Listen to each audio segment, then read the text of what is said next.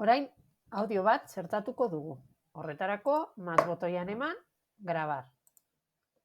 Hemen goian, comenzar a grabar botoian eman da, hasian naiz grabaketa egiten. Udako abestiri gustokoena, Deuskiz taldearena da, Horrelako. Hemen, hasian naiz grabaketa egiten. Udako abestiri gustokoena, Deuskiz taldearena da, Horrelako. Nahi badut grabaketa erabili, usar grabazion, eta hemen agertuko zait botoia gero entzuteko. Azalpena entzuteko.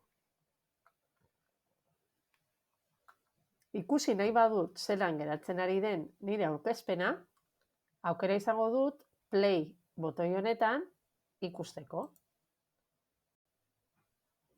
Horrela, probatu aldut bideoa.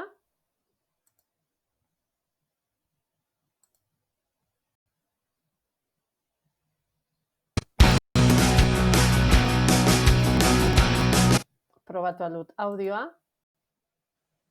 Hasian naiz grabaketa egiten. Udako abestiri gustokoena eta beste horriak ikusi alditut bai.